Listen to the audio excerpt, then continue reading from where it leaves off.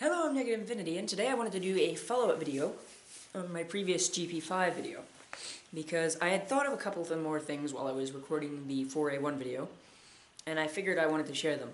Number one, a look on the inside of the mask. Number two, the pros and cons.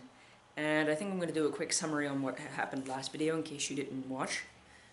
So, last video, and I'll put a link right there in the annotations. It'll bring you straight to that video, and hopefully pop up a new window, but I'm not really sure. So there'll be your annotation with your link, but for those of you that already watched it, I'll just do a quick summary, just for the lazy people that didn't want to go and watch it. So, this is the GP-5. It is a Russian-made, Soviet-Russian Cold War era mask, and it was used by civilians and sometimes soldiers as your sort of like emergency mask. But this filter I'm not going to use because it's damaged, and if it does have asbestos in it, which is a huge common theory, I'm not going to use that because I'll breathe it in and I'm just not going to do that. So I'm not going to be wearing the mask today. If you wanted to see me wear the mask, go to the last video, because it is a pain in the butt to get this on, and it is a pain in the butt to get it off.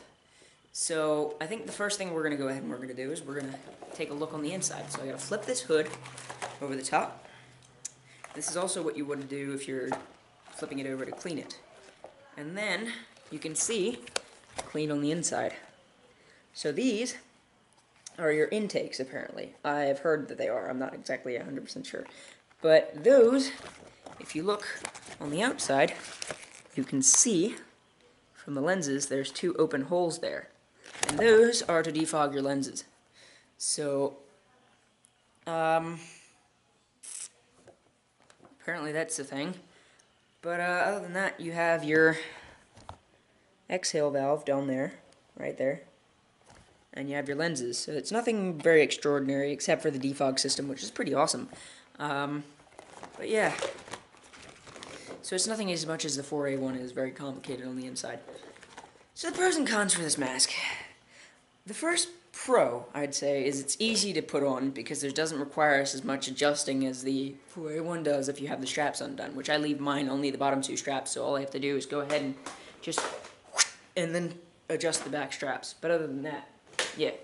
So for some people this would be easier to don.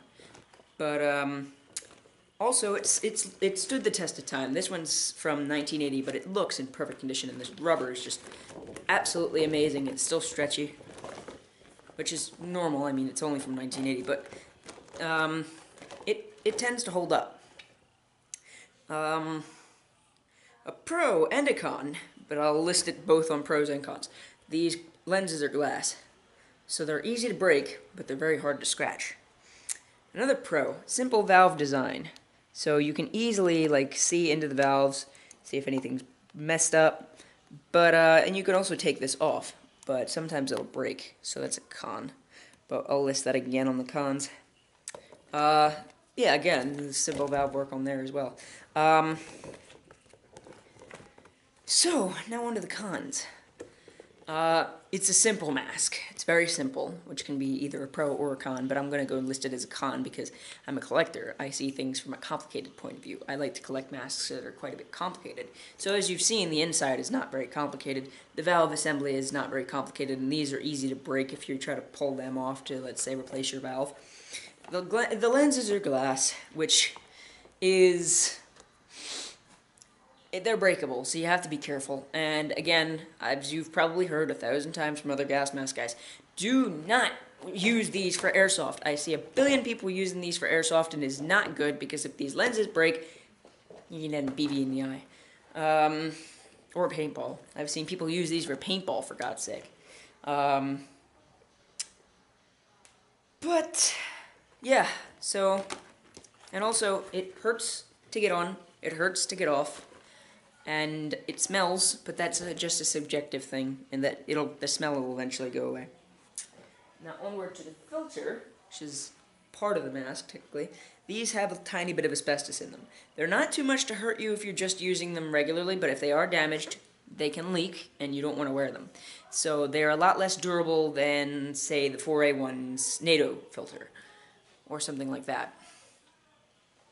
The haversack is very simple, only 3 pockets, which is, I mean, good. It's good in a way, but I consider it a little bit too simple. I'd like to have a pocket to put the filter in while you're using a hose, but, you know, beggars can't be choosers. And also, the rubber is quite thin, as you can see. Let me try to go ahead and get a little bit of that against... You can see that rubber is quite thin. And that's the edge where it's got a little bit of a lip that makes it a little bit thicker. But it's still quite thin as compared to like the 4A1. So those are the pros and cons. Overall, I think the mask is a nice mask, a nice interesting mask for a collector. But I wouldn't really rely my life on it because, as I've said, it's very uncomfortable where you can't really... It presses up against the jaw. Sorry about the voice crack. Again, still not used to talking. So yeah, it's still a little bit uncomfortable to wear. But yeah, I mean, I guess if you really have to and you need to put it on to get out of an area and then you can take it immediately right back off, I guess it's useful for that.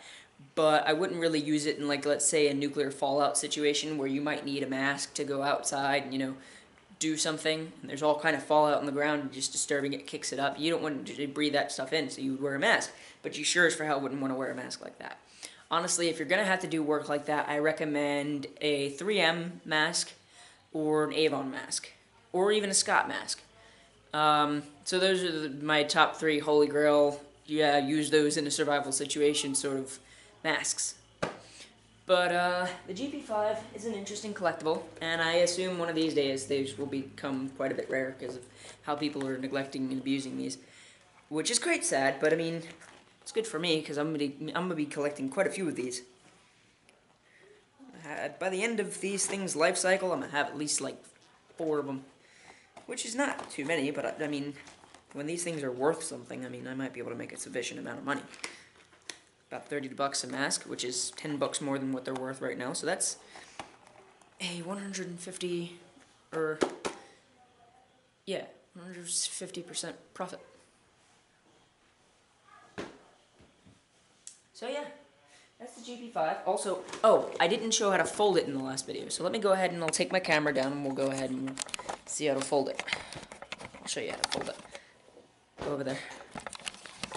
That's another thing I love about that mask. You can throw it around and not feel guilty, because if it breaks, it's, you know. But eventually, they're going to be a little bit rarer because of that, because of people's mentality toward them. This is the same thing with the MM1, like I said in my previous video. But okay. So, I'm going to go ahead and... Why did I even take it off the tripod? I'm going to go ahead and put it back on the tripod. And do a quick zoom job. Sorry about awkward camera angles. I can't really tell where you're facing. You're facing the camera's charger. Yeah, I have to jerry-rig something together to charge the camera. Alright, so now, let's go ahead and face in this direction.